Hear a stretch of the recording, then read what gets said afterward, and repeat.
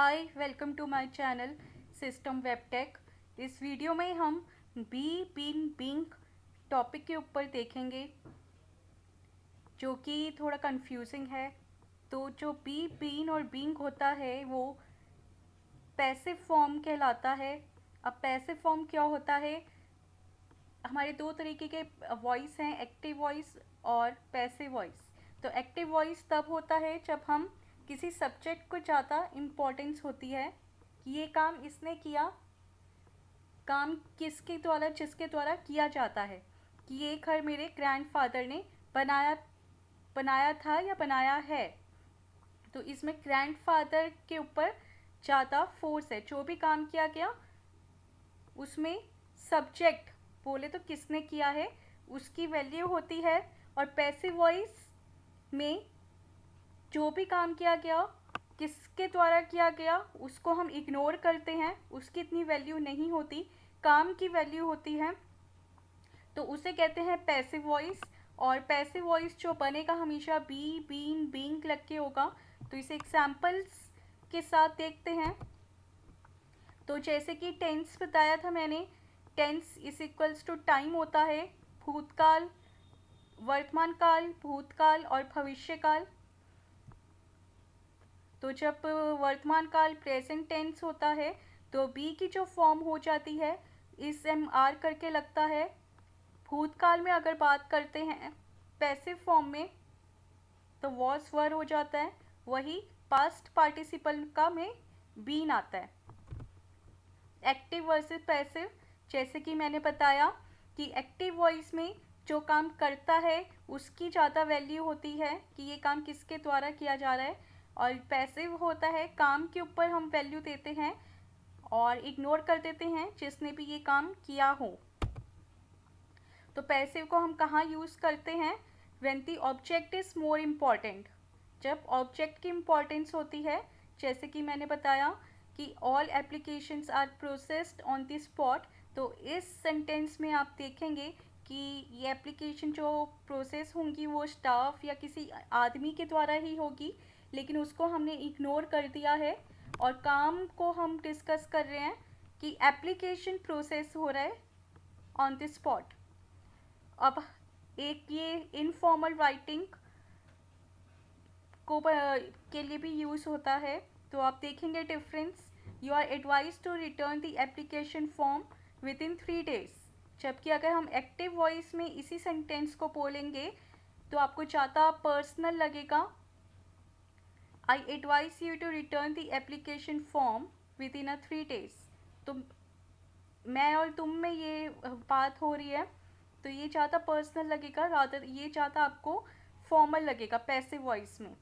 Passive voice के sentence आपको ज़्यादा फॉर्मल देगा।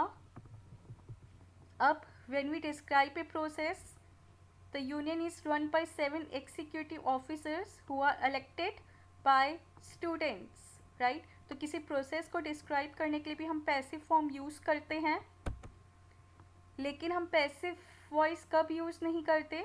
जब कोई नेचुरल प्रोसेस हो या यूनिवर्सल ट्रूथ या फैक्ट्स हो, उसमें हम यूज़ नहीं करते। और we do not use passive with intransitive verbs, जो कि वर्ब्स जिनमें ऑब्जेक्ट नहीं होता, हम उसमें भी पैसिव वॉइस नहीं लगाते हैं। और कुछ वर्ब्स ऑफ थिंकिंग और फीलिंग्स के साथ हमारा जो पैसिव का स्ट्रक्चर रहता है, एग्री, ये सारे हैं वर्ब ऑफ थिंकिंग और फीलिंग है। ये अगर वर्ब्स आते हैं तो हम जो बोलेंगे वो ये पैसिव फॉर्म में अगर हम बोलते हैं तो डैट लगा के बोलेंगे, इट प्लस पैसिव वर्ब हो गया हमारा plus that. The facilities were in need of renovation. और यही अगर सब्जेक्ट आएगा पैसिव वर्ब प्लस टू इन सभी वर्ब्स के साथ, तो एग्जाम्पल्स हैं, sport facilities are said to be among the best in the country. This building is believed to be the oldest in the town. अब have के साथ हम कैसे पैसिव फॉर्म यूज़ करेंगे, उसका स्ट्रक्चर ये है, have plus object plus past participle, you lead to have your photo taken. और इनफॉर्मल वे में अगर हम बोलते हैं तो इसका स्ट्रक्चर हो जाएगा gate plus past participle, I got my photo taken yesterday. अब नीड आईएनजी के साथ भी हम ये नीड प्लस आईएनजी अगर लगा दे तो ये एक पैसिव वॉइस का ऑल्टरनेटिव है। तो some facilities need improving around the campus, right. तो ये जो है नीड प्लस आईएनजी लग के हमारा पैसिव वॉइस का ऑल्टरनेटिव बताता है। तो हम जो पैसिव फॉर्म को जो स्ट्रक्चर है be plus past participle plus by agent, तो हम टेंस में देखते हैं डिफरेंट टेंसेस टाइम के साथ हम पैसिव फॉर्म पैसिव वॉइस को कैसे बोलते हैं। The union is run by 7 officers, तो ये प्रेजेंट सिंपल में हम इस लगाते हैं। अगर वही प्रेजेंट कंटिन्यूस जो काम वर्तमान में चल रहा है और पैसिव में बोलना हो तो कैसे बोलेंगे, the union is being run by 7 officers. Past simple जो कि पास्ट में काम हुआ था, the union was run by 7 officers. Past से काम चल रहा है तो union was being run by 7 officers. Present perfect यानी वर्तमान में काम हो चुका है, the union has been run by 7 officers. Past perfect मतलब कि जो काम भूतकाल में भी हो चुका है, the union had been run by 7 officers. जो यूनियन थी वो 7 ऑफिसर्स के द्वारा चला करती थी। गोइंग टू में अगर हम पैसिव वॉइस में बात कर रहे हैं, पैसिव वॉइस में हम ये सेंटेंस बना रहे हैं गोइंग टू, तो कैसे यूज़ करेंगे, the union is going to be run. तो गोइंग टू के साथ बी लगेगा बाय 7 ऑफिसर्स। और यहाँ पे अगर पैसिव वॉइस बना रहे हैं विल के साथ भी बी लगेगा, the union will be run by 7 officers. अब कुछ और फॉर्म्स भी हैं। इन्फिनेटिव में हम बी लगाएंगे तो the union is to be run by 7 officers. ING में देखते हैं तो the university insist on the union being run by 7 officers. Used to जो कि हमारी पुरानी हैबिट्स के बारे में बात करती, जैसे ग्रैंडफादर के टाइम पे हमारे ग्रैंडफादर ये किया करते थे, the university used to be run by 7 officers.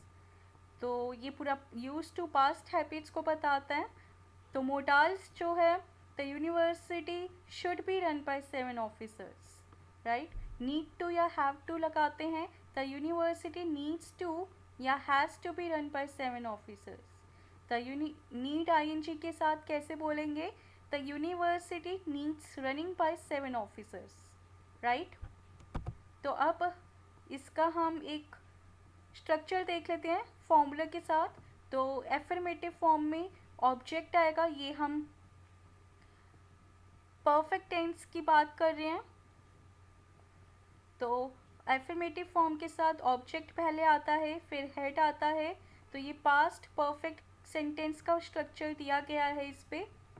Object, had, been और पास्ट पार्टिसिपल। क्वेश्चन में हेड पहले ले लेंगे, had plus object been past participle. और नेगेटिव अगर बात कर रहे हैं तो object, had, not been past participle. ये बहुत ही एग्जाम्पल है। तो आप देखेंगे, अगर आप इसे ध्यान से देखें, जहाँ कंटिन्यूस लिखा है वहाँ पे पैसिव वॉइस में आपको हमेशा बीइंग मिलेगा। और जहाँ परफेक्ट टेंस है, परफेक्ट के जितने भी टेंस हैं उसमें पैसिव वॉइस में आपको बीन मिलेगा, राइट। तो चाहे वो प्रेजेंट परफेक्ट हो या पास्ट परफेक्ट या फ्यूचर परफेक्ट, उसको हम बीन करके बोलेंगे। कंटिन्यूस में है, अगर प्रेजेंट, पास्ट और फ्यूचर कंटिन्यूस फॉर्म चल रहा है तो पैसिव में उसको बीइंग लगाएंगे। और वही अगर सिंपल है तो पैसिव में सिंपल प्रेजेंट हो जाएगा, एम इस आर से डिनोट होगा। सिंपल पास्ट वॉज वर बन जाएंगे और सिंपल फ्यूचर विल बी या शैल बी, राइट।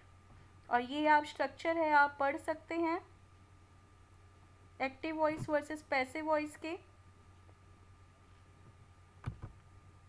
अब ये है हमारा पॉजिटिव सेंटेंस, नेगेटिव सेंटेंस और ये है क्वेश्चन मार्क। सभी टेंसेस के साथ के एक एक एग्जाम्पल दे रखे हैं। जिससे कि आप प्रैक्टिस कर सकते हैं और समझ सकते हैं। अब ये कुछ सेंटेंस है तो इसको हम देखते हैं। यहाँ पे प्रेजेंट कंटिन्यूस के साथ कंपैरेटिवली पास्ट कंटिन्यूस के सेंटेंस आप पढ़ सकते हैं। तो प्रेजेंट कंटिन्यूस में मैंने जैसे कि कहा था, someone is cleaning the room at the moment, तो एक्टिव है, इसको पैसिव बनाते हैं। The room is being cleaned at the moment. Someone is following us, we are being followed. She is serving us, we are being served.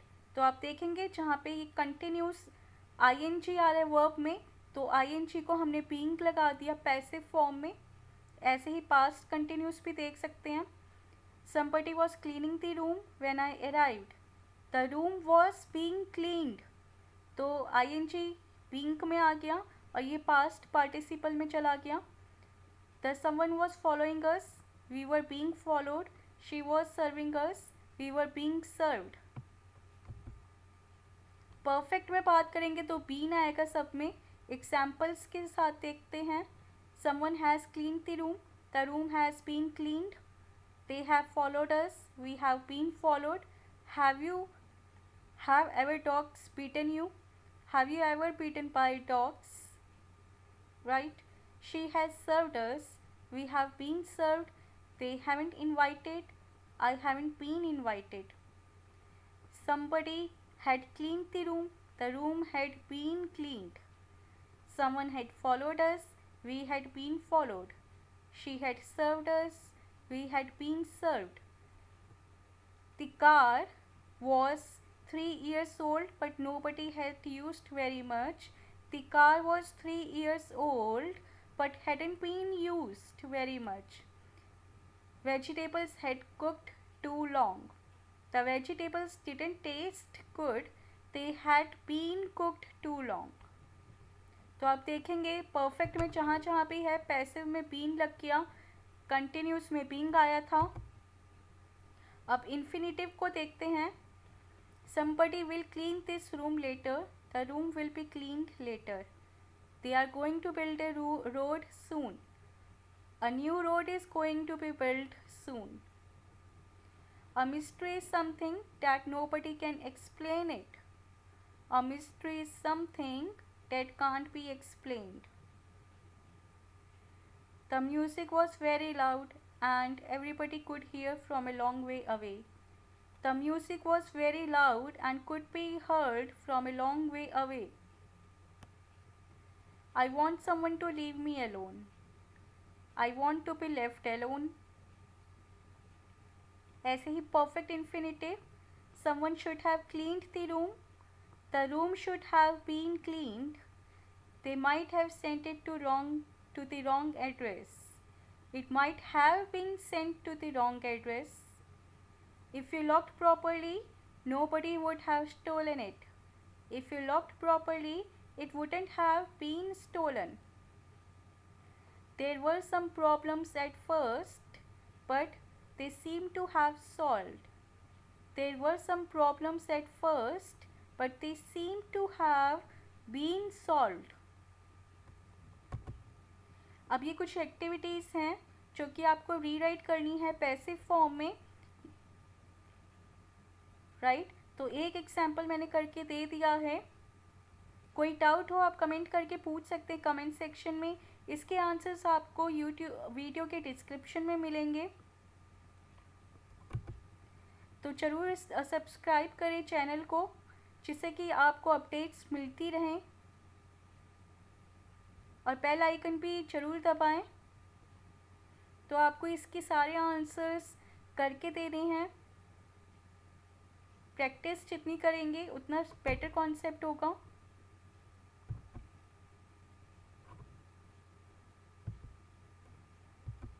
Right? तो कोई doubt हो आप comment करके पूछ सकते हैं मुझसे। So hope you like this video. If you like it, then do subscribe our channel. If you don't like it, then also comment that why don't you like it. Keep sharing your feedback. Keep watching our videos present in our playlist. Thank you for watching our video.